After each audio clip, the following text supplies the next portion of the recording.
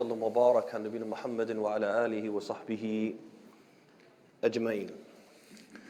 So I'd actually planned to talk a little bit longer than the time allotted. So I'll be summarizing the topic, inshallah ta'ala, so that it will fit in the time. And then that will allow you time to ask any questions that you may have. So generally when I talk about this topic, I preface it by asking the question, why should we be interested in it?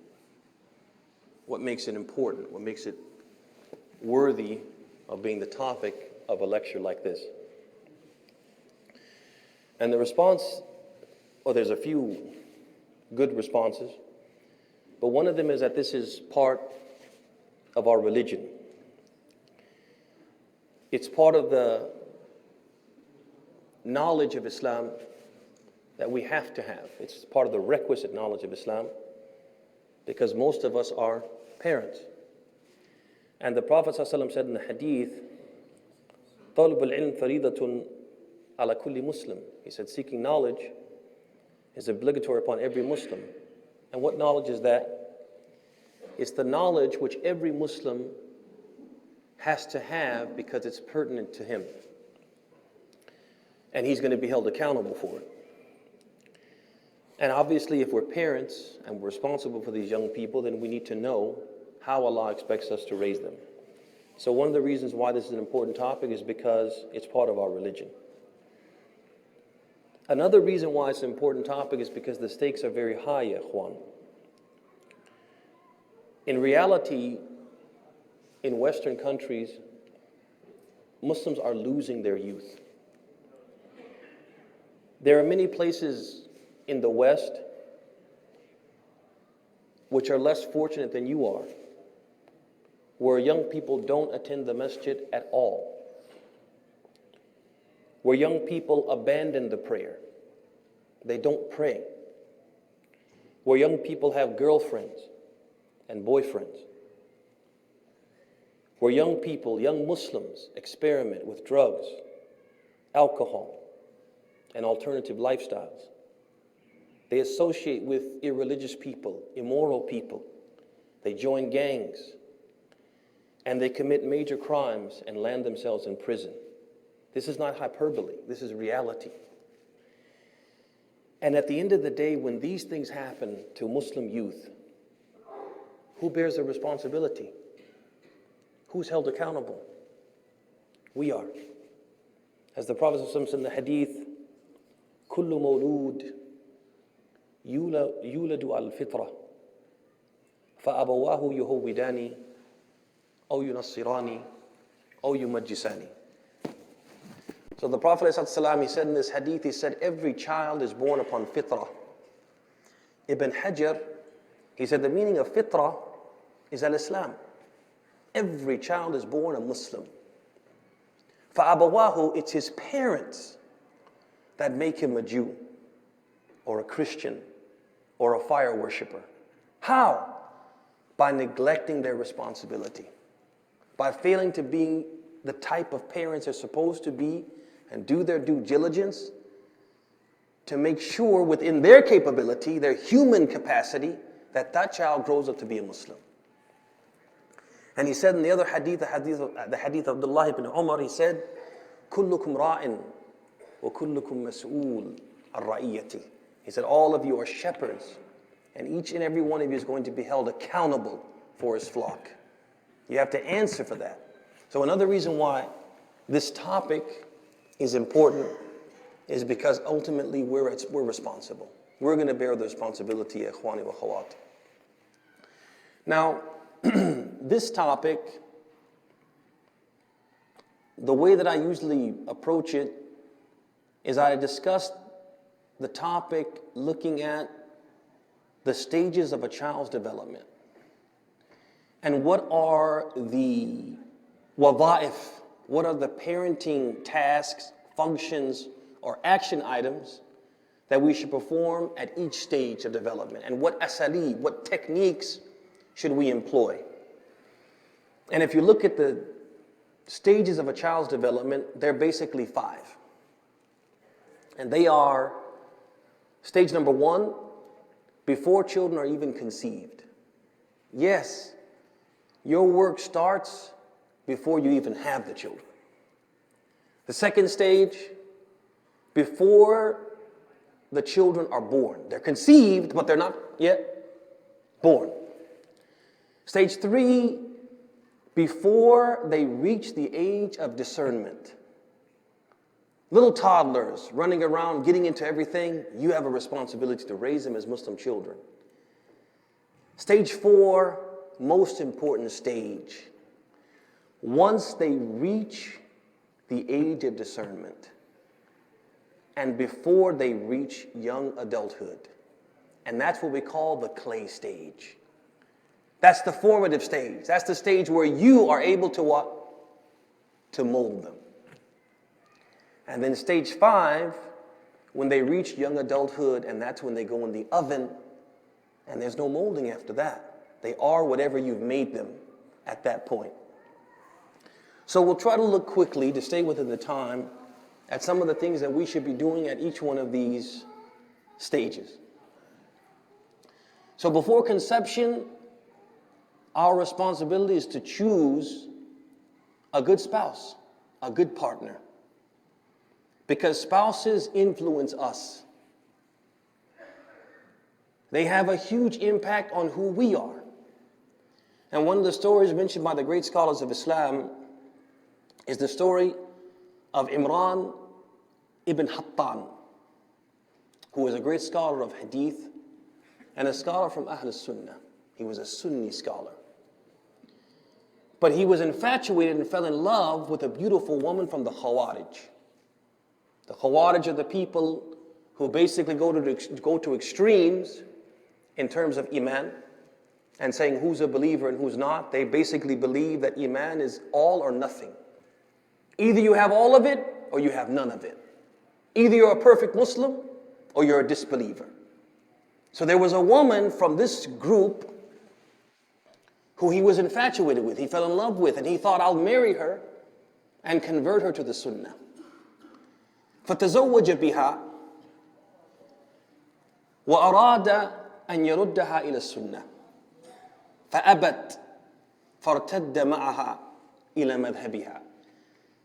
He wanted to convert her, he tried to convert her, she refused. But she ended up ultimately converting him to the madhab of the Khawarij. Influenced him to that degree. That's the effect of spouses, so we have to choose wisely. Not only can spouses affect us, but they definitely influence the children we have. Children inherit the qualities of our spouse, imitate the behavior of our spouse. And so if we choose a bad spouse with bad behavior, they'll imitate that bad behavior. If they have bad qualities, they'll develop those bad qualities.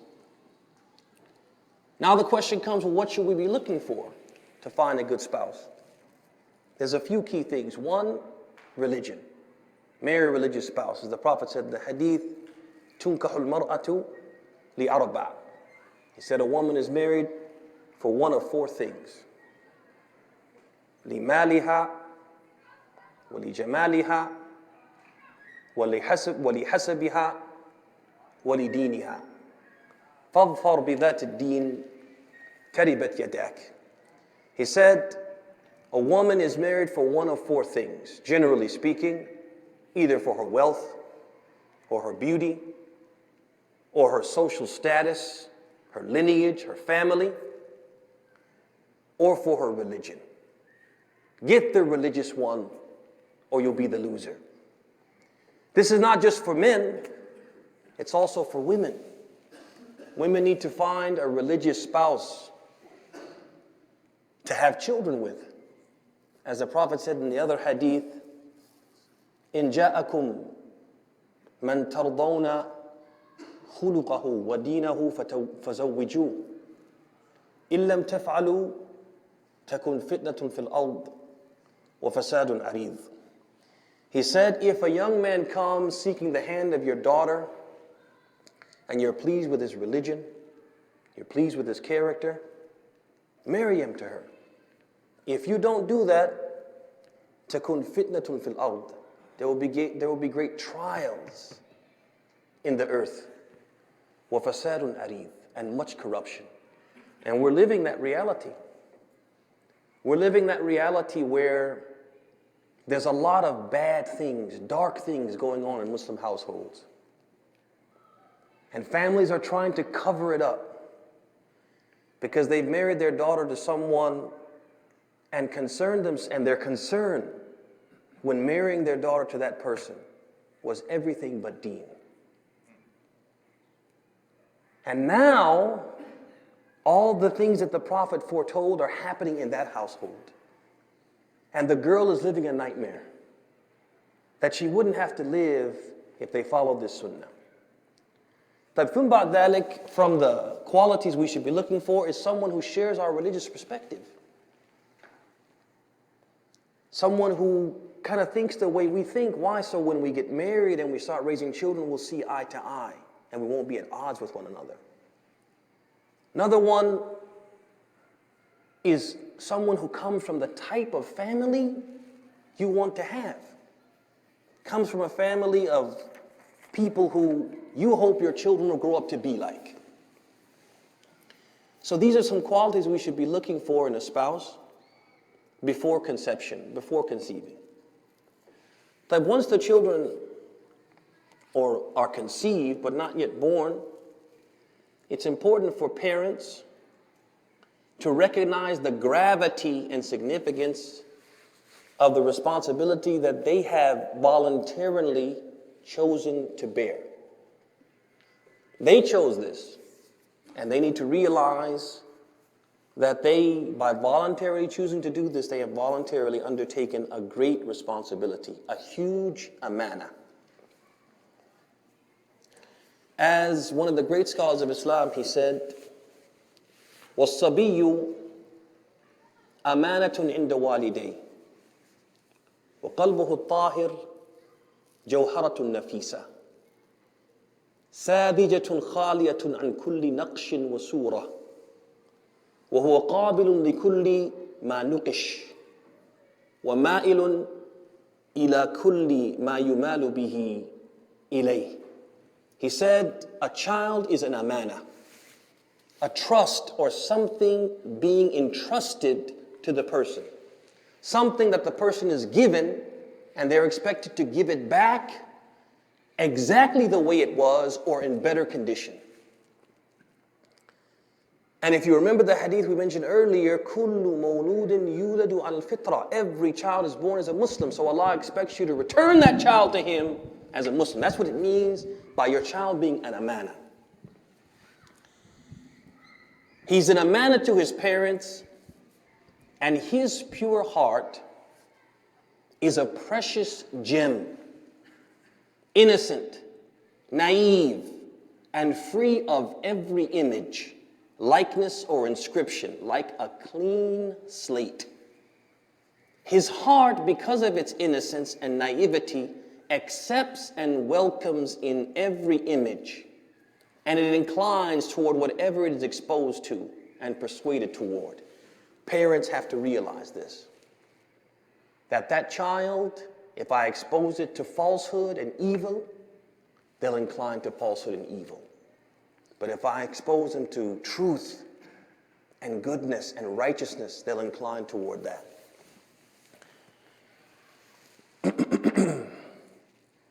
Let's look now at what we need to do before they reach discernment.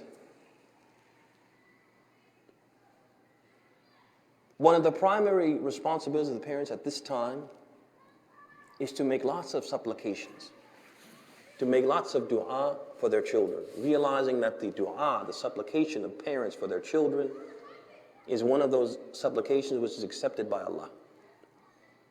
And we find in the Quran that the prophets and the pious people, they were very frequent and constant in making dua for their children. So for example, Ibrahim, Allah says that he said, Rabbi habali min as-salihin. Said, oh my Lord, grant me a gift of a child from the righteous. And Zakaria, he said, Rabbi habali min ladunka dhurriyatan tayyibah.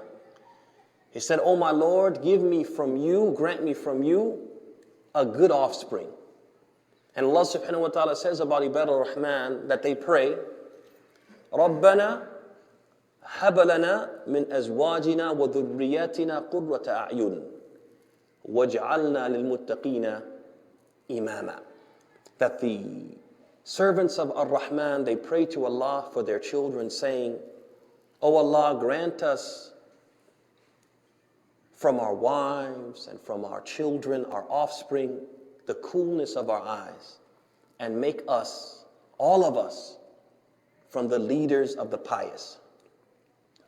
So this dua, not to say that it's exclusive to this period, but it's something that you definitely should take advantage of and make the most of and employ as you raise your children at this stage. After this, it's important also to set a good example. Because at that stage, children imitate whatever they see you do. So if they see you pray, they'll do what? They'll pray. And all of us have seen this. How children, when you're in the habit of hearing the adhan and going to get the sajjad and praying, as soon as they hear the adhan from your phone, from the adhan clock, whatever, they immediately do what? They go and get what? The sajjad. And when you say Allahu Akbar, they stand next to you and they say Allahu Akbar. And when you bow, they bow. And when you prostrate, they prostrate. They imitate you. If you're doing the good things and setting a good example, they'll do as you do. So these are two keys for before they reach discernment. But once they reach discernment, that age of about 6, 7, or 8, when they can have a niyyah, they can have an intention, they can do things willfully, intentionally, purposefully, and they can understand basic concepts, now you go into what? High gear. And you have many responsibilities here. One of them is to teach them. Yes, at 6, 7, or 8 years old, you can teach them the deen. Allah subhanahu wa ta'ala says in the Quran, He says, Ya ayyuha alladhina amanu qu anfusakum wa ahlikum nara. He says, oh, you who believe, protect yourselves and your family from a fire, the fuel of which is men and stones. Ali ibn Abi Talib, when he made tafsir of this verse, he said it means, Allimuhum wa addibuhum. He says it means teach them and discipline them. And the Prophet ﷺ, through his example and his companions as well, they show us that even children at this very, very tender age can learn a lot, can absorb a lot, can digest a lot of the religious concepts. We just have to stop being afraid to teach them. We have to stop babying them, over-nurturing them to the point that we are afraid to tell them about the deen. So as if the deen is going to somehow hurt them. The Prophet ﷺ, he fostered Umar ibn Abi Salama. Fostered him, raised him. And Umar ibn Salama, he narrates that when he was a child of about 6 or 7 or 8 years old, he says, Kuntu ghulaman fi hijr al-Nabi sallallahu alayhi wa sallam. He says, I was a child in the lap of the Prophet. Means I was being fostered by him, raised by him. وَكَانَتْ يَدِي تَطِيشُ فِي الصَّحْفَةِ. And my hand used to do what? It used to go about the plate. I didn't have the concept of eating manners, table etiquette. And typically, children of that age, they don't. But the Prophet didn't say, oh, he's a little boy, let him do it. Oh, he's okay, he can't understand these concepts.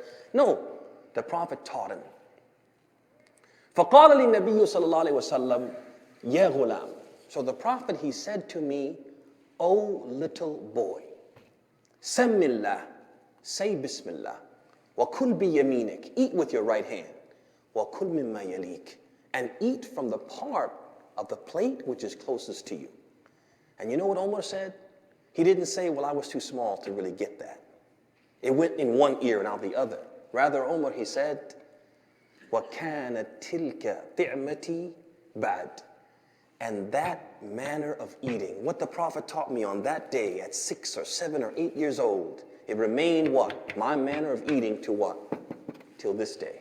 I learned it that day and never forgot it, and practiced it from then on. We also have the example of the Prophet when he said to his companions, he said, مُرُوا أَوْلَادَكُمْ بِالصَّلَاةِ وَهُمْ أَبْنَاء سَبْعِ سِنِينَ. He said, command your children to pray, and they're 7 years old. They can actually learn how to pray, and they can have a niyyah and get rewarded for it. Same thing with fasting. The Prophet ﷺ, when fasting was first legislated, the Muslims fasted and their children fasted too. As mentioned by one of the female companions of the Prophet ﷺ, in which she said, we used to fast, and we would make our young children fast as well. We would make them fast as well. And when they would get hungry and they would cry, we would even distract them with what? With a little toy until it was time for what? Iftar. They would teach them, train them, prepare them for what? For being adults who practice the deen. We even have the example in Muslim where the Prophet ﷺ, on the way to Hajj, he passed by a rakab, he passed by a small caravan, a group of travelers. And among them was a woman. So when she saw the Prophet ﷺ, she took a little sabi, a young child, 6, 7, 8, lifted him up and said, Ya Rasulullah, Ali hada Hajj. Can this boy make Hajj? Look at them, encouraging them to even make pilgrimage. And the Prophet said, Na'am walaki ajr. Yes, and you will get a reward for his Hajj. So this is the thing, we can teach them the deen. We can. We just have to stop being afraid of teaching them the deen. Another important thing is we have to create an environment which is conducive to their proper Islamic development. We have to realize that our children are products of what? The environment we create. So the more Islamic the environment, the more Islamic the child will be. Another thing we have to avoid common errors.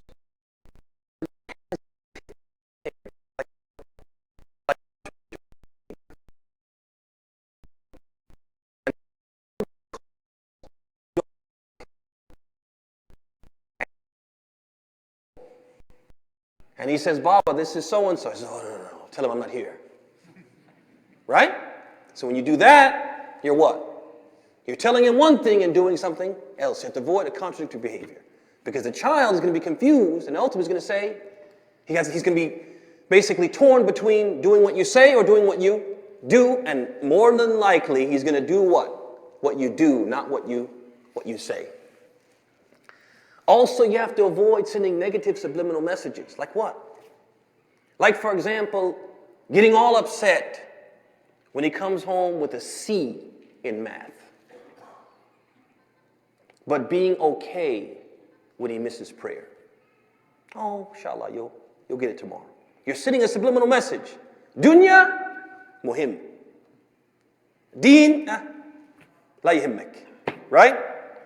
You're telling the child, the worldly things are important, the religious things, do what you can. Another thing, you have to be careful with what? You have to avoid spoiling the child. Spoiling the child, not being able to tell the child no.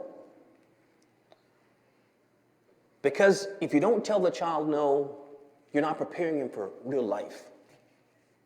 Because life is full of what? It's full of no's. And also you're training the child to what? To always what? Get his desires, seek his desires, demand his desires. And it's critical for a person to be able to what? To control himself and not be controlled by himself. And you're not teaching the child that. It's also important to be careful. I'll just say a few things and then we'll close along this lines. You have to be careful with the media. And media, by what media we mean all types of media. Internet, television, social media, all types of media, gaming, everything. Because what's happening nowadays is our young people between the ages of 8 and 18 are spending about 7.5 hours a day using what? Media. And media is what? Influencing them. The way they think. The way they believe. And so we have to limit the influence of media on our young people. Another thing we have to be aware of, and alhamdulillah in this community you don't have this problem, of public school. How many hours do children between the age of 6 and 18 spend in school per day? About 8. About 8 hours. 8 hours, 5 days a week, 36 weeks out of the year. That's a lot of time, a lot of influence from the school. And what type of influence is the school giving them? Is it good influence, Islamic influence, positive influence? Then on top of that, we have to be careful with peers, the people they're associating with. And once he goes in that oven, you can't reshape him after that. Without what? Without doing some serious damage.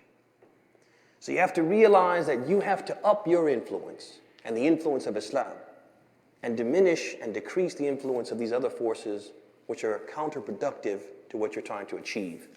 These are some of the points I wanted to mention. I have more to say, but we do want to give time for questions and comments. So we'll stop there and entertain some of those. Wa sallallahu wa sallam wa barak ala nabiyyina Muhammad.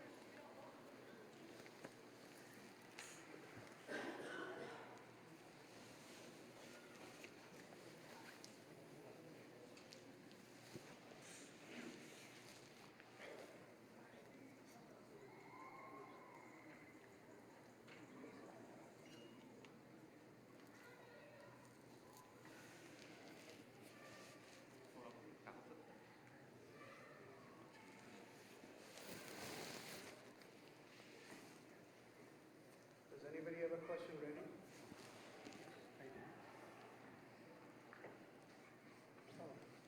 Has anybody completed writing a question? Slide has one. Yeah. Slide goes down. Allah Zakir.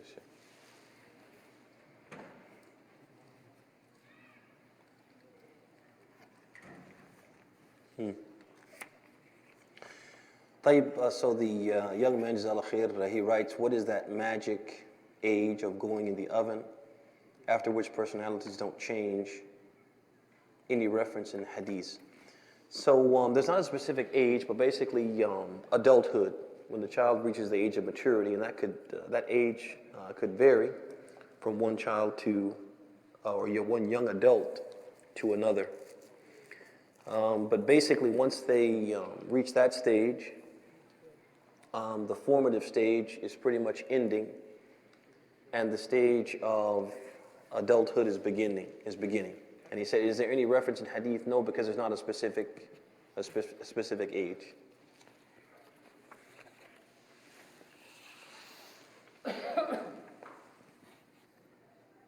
Alhamdulillah. طيب, should I answer this one? Did you see this one?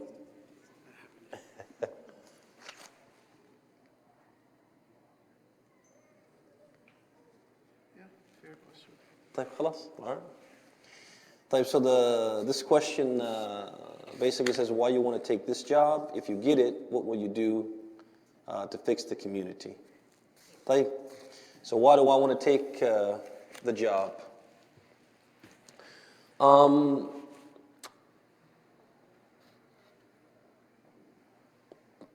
There's a few reasons. One is that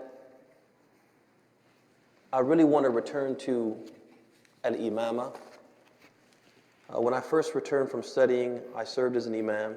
I did that for about 4 years. I went off and I did graduate studies. And then I started working in the correctional system and working with incarcerated Muslims. And it's a very fulfilling job. I love what I do. But now I'd like to do it with a congregation like this one. I'd like to return to this, I guess, the private sector, if you will, and work with young people, work with adults, work with private communities, and work with in outreach, etc. So that's why I'm interested in this job. It says, what will you do to fix the community? I don't know if it's broken or not. I don't know. That's a pretty strong statement. But what I will say is that I think generally communities in America, they have specific things that they're always like dealing with. They have issues with unity and trying to bring the community together. They have issues with the youth and trying to protect them and keep them on the straight path, keep them close to the mosque, help them maintain their Islamic identity. They have issues with Islamophobia and misrepresentations of Islam. So if this community has those issues, I do believe that I do have skills, I do have experience, I do have knowledge which will enable me to help the community address those issues. The brother who wrote the question Uh-huh. said, it's not what you will fix for the community, what you will do for the community. What I will do for the community. Well, hopefully that just answered it. So doing for the community, things for the youth. I have a lot of experience working with youth, whether it be creating social, religious, recreational programming for them, whether it be educating them, whether it be counseling them.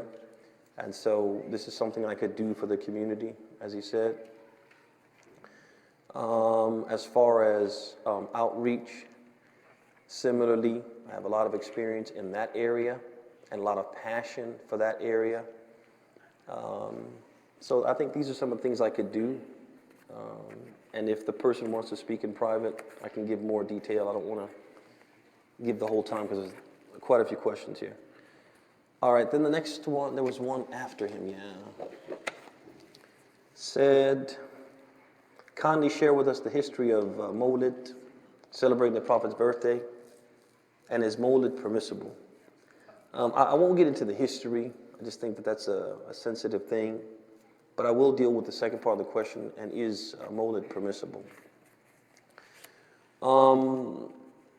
What I would say about that is that, first of all, let's consider a few things. The first thing I would say is that the Prophet ﷺ is our role model. He's our guide. He is the person who we are supposed to pattern ourselves off after, especially when it comes to religious things.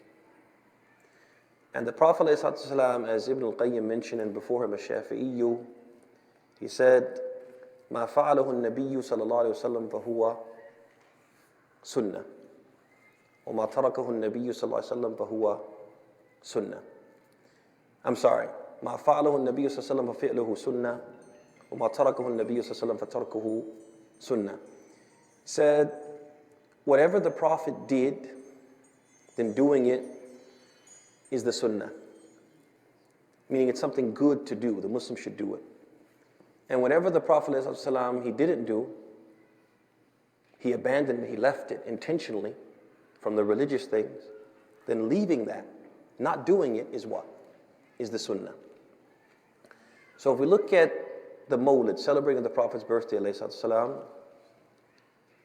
and we ask ourselves this question, did the Prophet do it? The answer would be no. whatever reason that the people who want to do it now, did the Prophet also have the same reason? Did his companions have the same reason, the same justification for doing it? The answer is yes. Was there anything stopping the Prophet from doing it? Was there a mana? Was there something in his way, standing in his way? No. So that means that the Prophet intended to leave it. He intended to leave it. That's one thing you want to consider. The second thing you want to consider is the date. Two things about the date. First of all, is the date that the Prophet was born, is it something known, something agreed upon? La wallah. Scholars have differed from the early times regarding the actual date when the Prophet was born. So something which we differ about, tahdeeduhu, we differ about its actual time. Is it wise to celebrate it? That's one thing. Then add to that, the Prophet ﷺ, he did mark his birth. He did mark it. But when he marked it, he didn't concern himself with the date. He concerned himself with the day. So we have the famous hadith in Muslim where the Prophet was asked about as-siyam yawm al-ithnain. He was asked about fasting on Monday. And he responded to that by saying, هَذَا يَوْمْ وُلِدْتُ فِيهِ. He said that was the day that what? I was born. Monday. So in that way he encouraged the people to do what? To fast, which brings us to another point. When the Prophet marked the day, not the date, but the day of his birth, he marked it with what? With fasting. Not with what people tend to do nowadays. So what we say about the Mawlid, we say that if a person is keen to celebrate and to honor the Prophet ﷺ and his birth, then let him focus on the day, not the date, and let him mark it the way the Prophet marked it. By what? By fasting. I hope that answers it. The next question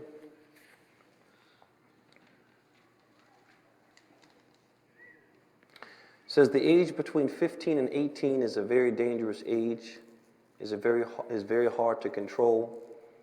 What is your advice for the parents how to treat their children in this age?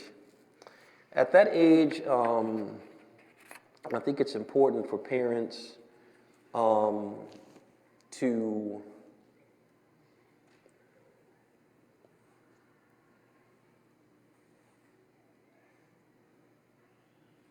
how can I put this? I think it's important for parents to be friendly with their children, be advisors to their children, help their children figure out how to think, but not necessarily tell them what to think. That they need to kind of monitor them from afar, keeping their finger firmly on the pulse of the child. Monitor them without spying on them. And encourage them to be in peer groups which will be conducive to the type of behavior and the type of beliefs that they want the child to have.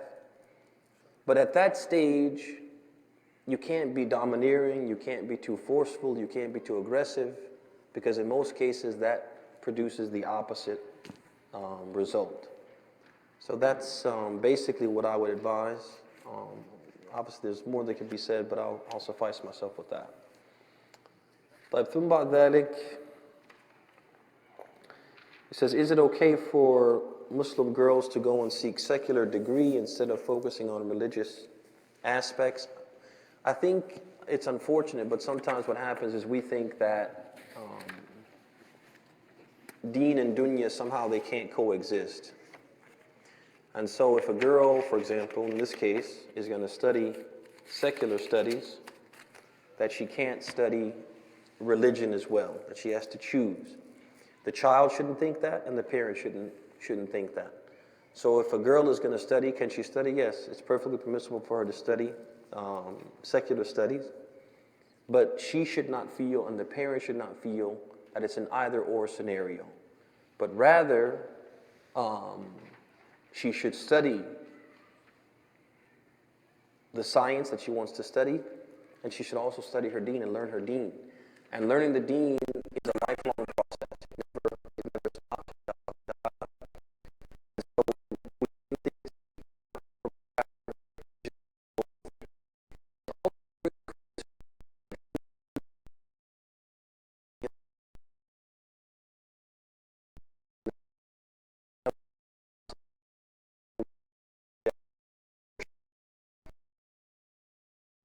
So a to worship Allah, then we definitely need to rethink our priorities. We need to get our priorities straight. So I would hope that the two are able to coexist. But if for some reason they're not able to coexist and you have to choose, the choice should be obvious. We have to choose the deen, because at the end of the day, this life is 40 years or 50 years or 60 years, and then we'll meet Allah. And Allah will ask us what we did with this life. And He won't ask us about how much we learned in medicine, or how much we learned in engineering, or how much we learned in IT. He's going to ask us about whether or not we worshipped Him. I'm sorry, whether or not we worshipped Him. طيب,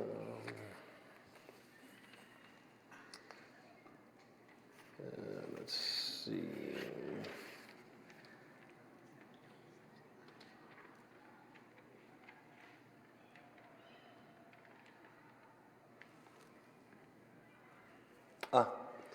Says what to do if there is a younger man trying to be assertive in spreading ilm, knowledge, but the older generation continuously put him down solely because of his age. Don't know the specifics, but if the situation is as the questioner writes,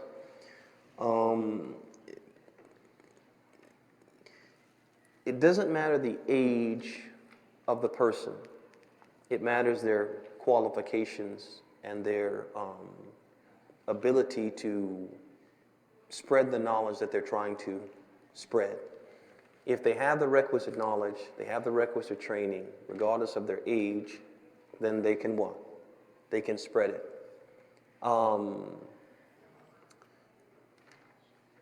The Prophet ﷺ, he appointed a young man to lead men much older than him, his seniors, in what? In prayer, because he had the most knowledge of the Quran. And the Prophet ﷺ, he told the Muslims, بَلِّغُوا أَنِّي وَلَوْ آيَةً, convey from me, even if it's what? A single sentence or a single word. If you know it, you can say it. And Ibn Mas'ud, he used to say, يَا أَيُّهَا النَّاسِ مَنْ عَلِمَ مِنْكُمْ شَيْئًا فَلْيَقُلْ بِهِ. He said, whoever amongst you knows something, then what? Let him say it. وَمَنْ لَمْ يَعْلَمْ فَلْيَقُلْ اللَّهُ أَعْلَمُ. And whoever does not know, then let him say Allah knows best.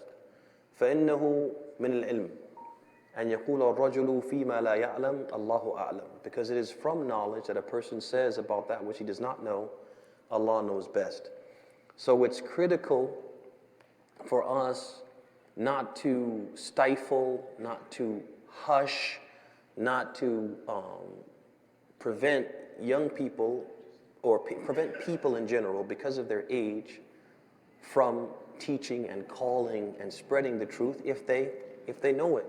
We should in fact encourage that. And the Prophet ﷺ would encourage the young people in his ummah to what? To do these things if they had the capability to do it. And we should follow his example. Questioner, if you're younger than 15, can you lead a group of people in Salah? The answer is yes. There's a precedent in the Sunnah of the Prophet, and we just mentioned that he appointed a young man who was more knowledgeable in the Quran than others to lead people who are much older than him in prayer. Okay. All right. So we're going to close the acceptance of questions now. We're going to go through these and close the session. The next question says,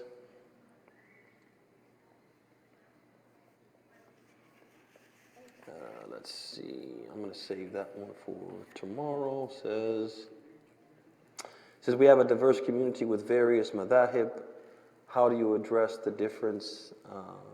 How do you address the difference in between?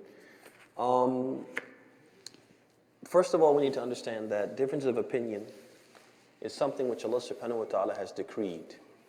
It's going to happen, it's going to exist. There's no way to avoid it, there's no way to get around it. Allah subhanahu wa ta'ala has mentioned this in the Quran, and the Prophet has mentioned it in his hadith. So for example, we have the statement of Allah subhanahu wa ta'ala in which he said, وَلَا تَزَالُونَ مُخْتَلِفِينَ إِلَّا مَنْ رَحِمَ رَبُّكَ. They will not cease to differ, they will not cease to disagree, except those whom your Lord has shown mercy. And the Prophet, he said in the hadith, إِنَّهُ مَن يَعِشْ مِنْكُمْ فَسَيَرَى اخْتِلَافًا كَثِيرًا. He said, indeed, those who live long amongst you will see what much differing and disputation. And so this is a reality that we can't what? We can't avoid, because it's something which Allah decreed. At the same time, we have to understand a couple of things. One is that although Allah has decreed it, differing and disputing and disagreeing, He isn't pleased with it. He doesn't like it. And therefore, Muslims are supposed to try to avoid it as much as they can. And we have lots of evidence that Allah doesn't like differing and disputing. So for example, in the ayah that we mentioned earlier or previously, Allah subhanahu wa ta'ala, He said, they will not cease to differ إِلَّا مَنْ رَحِمَ رَبُّكَ, except those whom your Lord has shown mercy. So Allah is saying that the people of mercy are the people who don't differ. And that lets you know that the famous statement that we hear all the time, اختلاف أمتي رحمة, this is not really an accurate statement. It's not an accurate statement. Because Allah is telling us in this verse that His mercy is with the people who don't differ. We also have Allah subhanahu wa ta'ala encouraging the Muslims to be agreeable and to be united and have harmony. Okay? And prohibiting them from differing as much as possible or being disagreeable.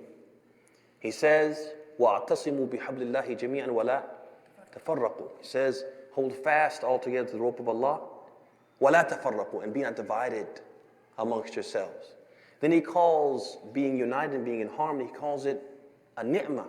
He says, وَاذْكُرُوا نِعْمَةَ اللَّهِ عَلَيْكُمْ إِذْ كُنْتُمْ أَعْدَاءً فَأَلَّفَ بَيْنَ قُلُوبِكُمْ. And He says, remember the favor of Allah upon you when you used to be bitter enemies, but He what? He joined your hearts together.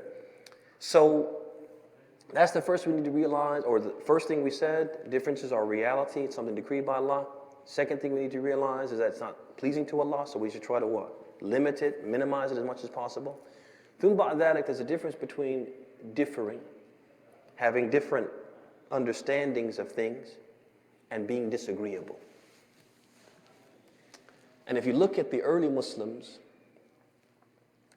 but even before the time of the madhahib, the scholars of the madhahib, the Sahaba themselves, they would do what?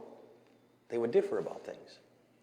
So for example, some of them felt that al-basmala should be recited aloud in the audible prayers.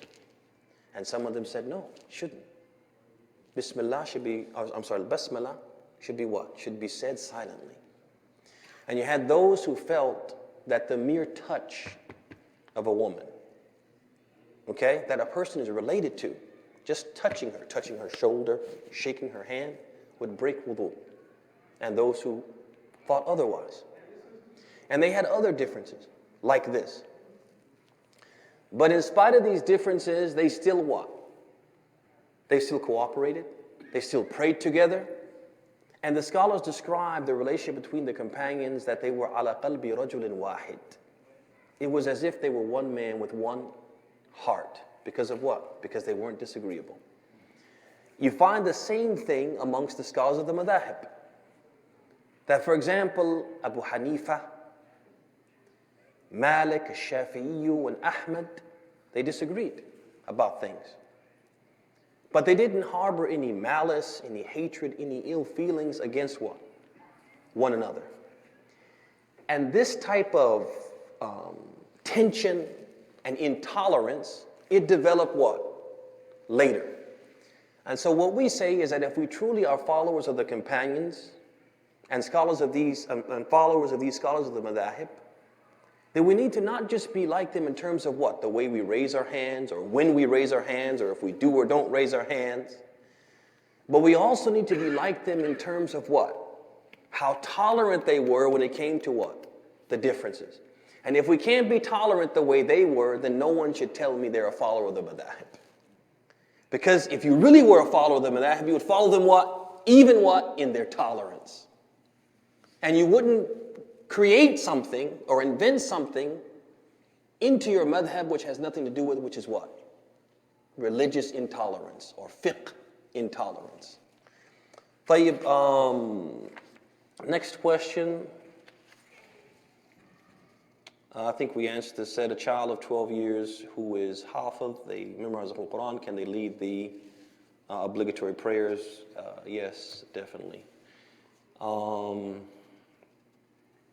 Says, how can we increase the attachment of our kids to the deen and increase their love of Allah subhanahu wa ta'ala and His Prophet sallallahu alaihi wasallam? I think this is the work that we have to do early on, and something which has to be done continuously throughout their development, is we have to, we talked about this in the sisters program earlier, and we'll mention again here, is one of the main things that we have to do is we have to work and strive to plant the azamah, the greatness of Allah in the hearts of what? Of our children. And nourish that and make it grow throughout their development. And I think this is a place where we're lacking. Even those who we're trying to teach and raise our children, we're teaching them the rituals. We're teaching them what to do and what not to do, what to eat and what not to eat. And so it just seems like a bunch of rules and regulations and rigid restrictions. But what we have to do is we have to teach them how great Allah is. Who is Allah? And if we teach them who Allah is, they will love Allah. And if they love Allah, they will want to what? Worship and obey Him. And this is where our work has to be.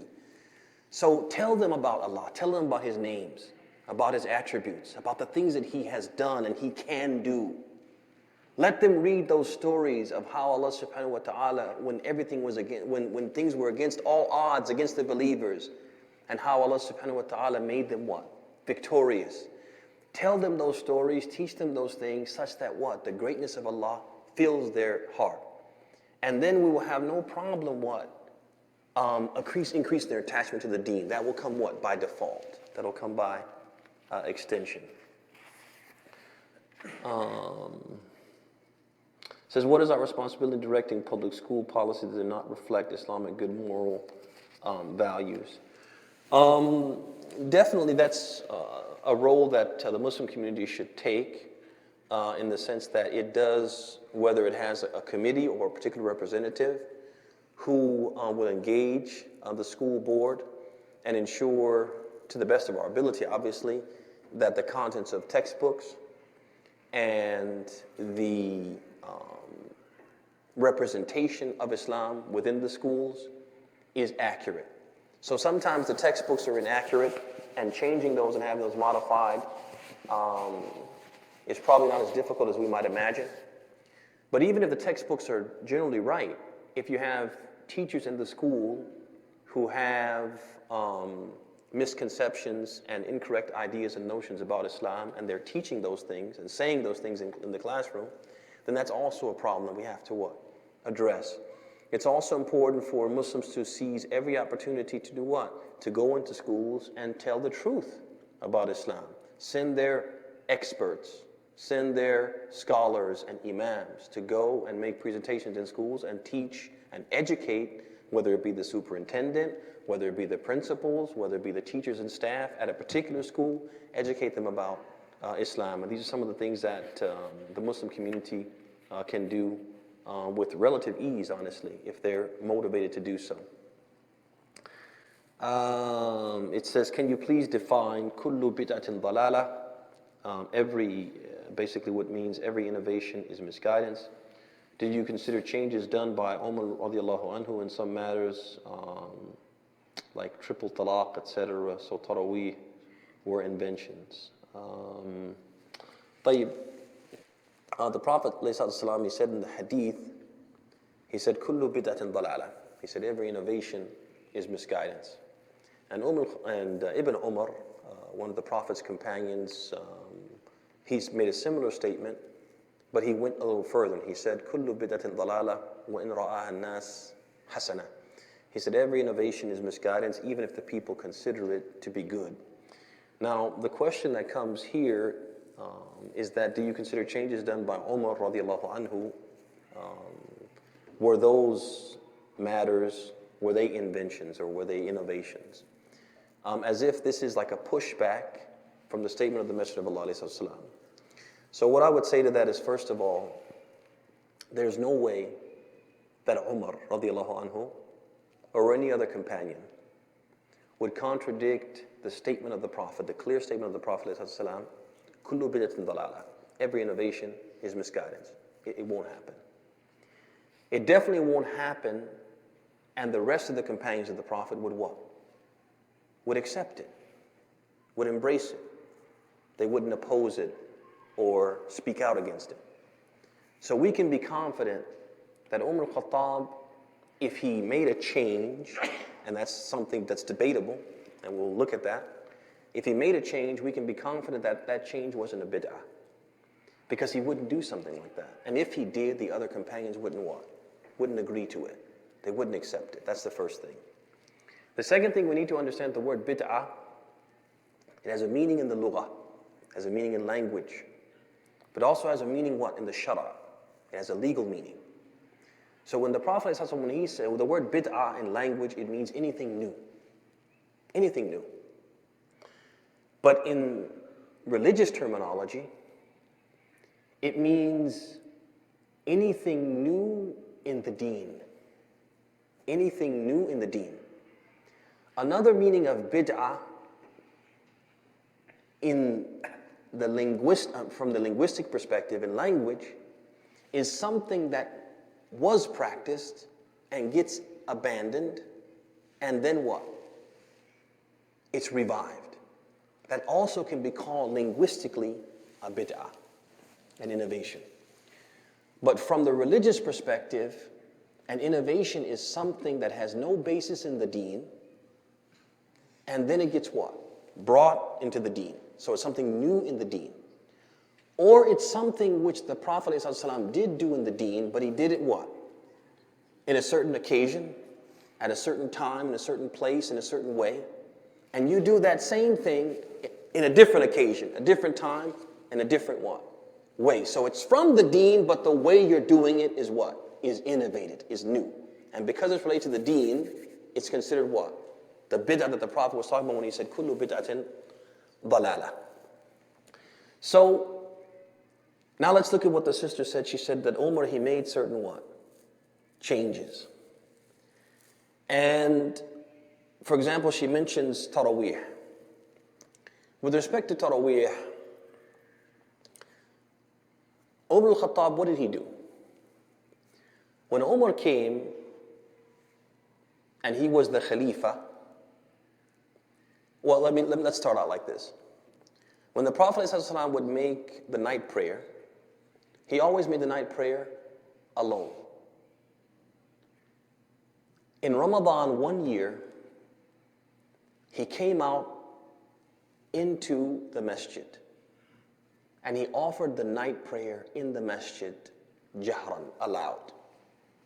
And some people, when they saw the Prophet praying there, they joined him. Small group of people, they joined him.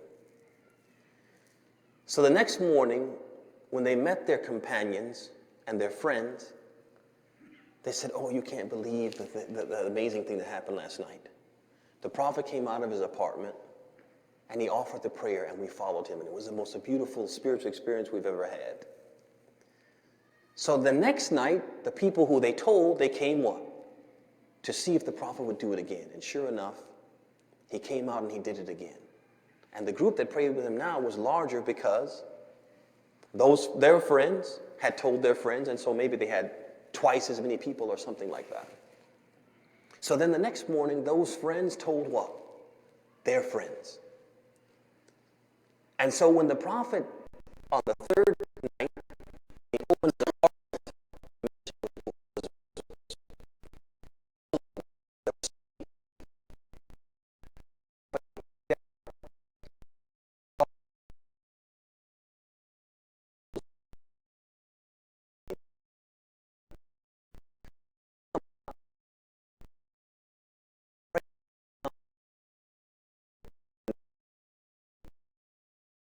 notice the Prophet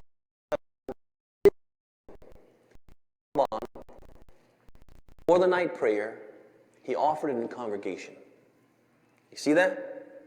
That makes it, the Prophet doing it makes it what? A sunnah. After that, the Prophet didn't do it. Until he died, he never did that again. But he had done it. There was a precedent. And the thing that the Prophet feared once he passed away was no longer something the Muslims had to be afraid of, was it? Because once the Prophet passed away, can something become obligatory that wasn't? No, because when he passes away, what? The Sharia, the Tashri'ah, the legislation, what? It ends. So now we don't have to be afraid of what? It becoming obligatory. So now the time of Abu Bakr comes and goes, and the Muslims are still what? They're praying individually, like the Prophet did. And they're also praying what? In small groups in the mosque, like the Prophet did, because it's a sunnah. So when Umar came, when he would come to the mosque in Ramadan, he would see one person praying here, one person praying there, a small group here, a small group there. And he said, this is a bad thing. I should unite them upon one, what? One imam. And so he appointed Zayd ibn Thabit to what? To lead them what? In Taraweeh. And when he came the next day, that next night, and he saw all of them praying behind Zayd instead of what? Praying what? In small groups and individuals. He said, Ni'matu bid'ah hadihi. He said, what a great innovation this is. Was it innovation in the legal sense? Or innovation in the linguistic sense? Linguistic, because we said linguistically innovation, it means what? Something that was practiced, it was abandoned, and then you revive it. That's what Umar meant when he said that. So Umar didn't what? He didn't change anything. He didn't change anything. And regarding the three divorces, that if a person divorces his wife 3 times in one setting, it will count. This is something that all the companions they agreed upon. As mentioned by it's the opinion of Ibn Abbas and other companions. And so once the companions agree upon something, we can't call that an innovation, because the companions would never agree upon what? Upon something wrong. So the changes that Umar made, quote unquote, we won't call them changes. We won't call them that. I think it's wrong to call them that. But the things that he did that we feel were inconsistent, they all have what? An explanation. But these companions, the one thing they wouldn't do is bring something into the deen that wasn't from it. And if they do something that we think contradicts the deen, there's always what? An explanation. And also there's an authority that's given to them that wasn't given to us. They've been given an authority that wasn't given to us. And that authority was given to them in the hadith in which the Prophet said, "Alaykum bi sunnati wa sunnat al-khulafa ar-rashidin al-mahdin min ba'di." He said, follow my sunnah and the sunnah of my rightly guided caliphs after me. He what? He made their sunnah a what? An extension of his what? His sunnah. This is not something that he gave to us. So we can't justify what we do that has no precedent by saying, well, Umar did it, because Umar was what? Was given a special authority that we weren't given. Want to stop there? Okay, and I'll take the extra ones. I'll take care. Okay. Barakallahu feek. وصلى الله سبحانك اللهم وبحمدك أشهد أن لا إله إلا أنت أستغفرك وأتوب إليك.